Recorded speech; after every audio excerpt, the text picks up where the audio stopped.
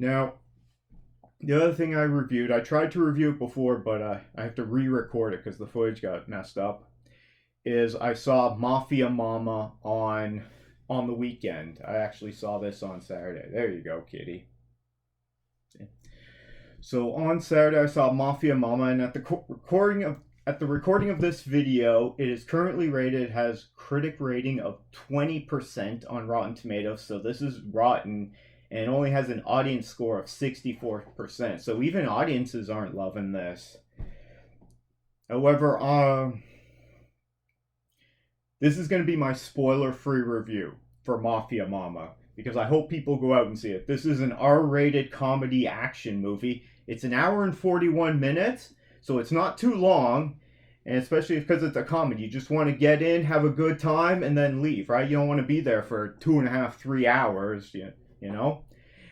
This was a really fun time for me. There were 3 movies that came out this weekend. Renfield, The Pope's Exorcist, and Mafia Mama. Those are what came out here.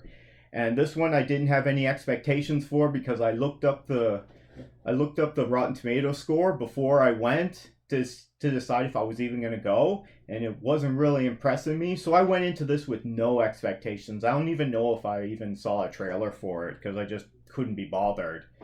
Went into this no expectations, had a great time. It was so funny. So without spoiling anything, I'll read you the synopsis from the there's got to be a plot detail. Here we go. Movie info on Mafia Mama. An American mom who's played by Toni Collette inherits her grandfather's mafia empire in Italy. Guided by the firm's consigliere, who's played by Monica Bellucci, this really is this is a women-centered movie, and trust me, it's great. She hilariously defies everyone's expectations as the new head of the family business. So,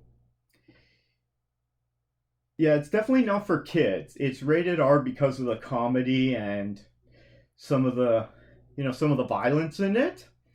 But Toni Collette, she's playing pretty much a stereotypical North American mom, whether it be in the U.S. or Canada, a suburban mom.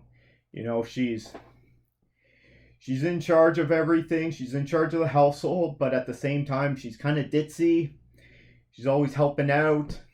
But now she's recently an empty nester. And this is not giving away the story. It's just kind of setting it up. So she's just an empty nester. And then as it says, she inherits her grandfather's empire in Italy. And yeah, it's not what she thinks it is. And while she's playing an American stereotype, Monica Bellucci and all the other Italians in it, they're playing Italian stereotypes.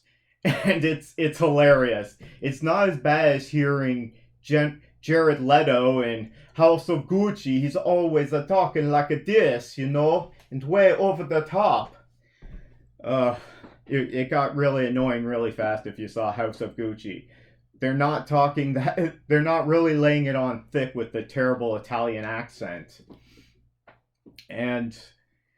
But there's definitely a lot of Italian stereotypes in this, and I don't want to give any of them away, but it's really well done. It's really funny.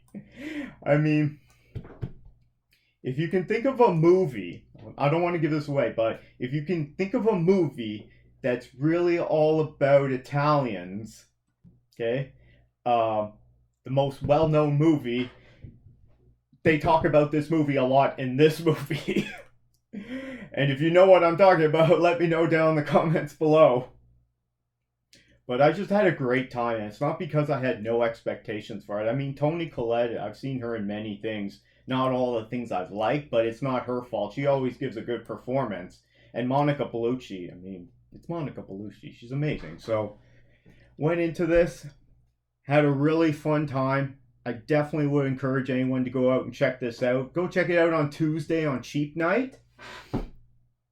And yeah, this is probably the funniest movie that I have seen this year since the start of 2023, and probably the movie that I found that I had a better time, that I found more comedy in it, was Puss in Boots: The Last Wish, that came out at the end of December. Now, I did have fun with Renfield on the weekend, but this one was way funnier. I recommend checking it out. If you have seen Mafia Mama, come back, let us know down in the comments below what your thoughts are. I'd love to read that out on another episode. Just make sure it's appropriate. Let's be civil, everyone. So let us know your thoughts on Mafia Mama. I give it a best movie ever. What are your thoughts?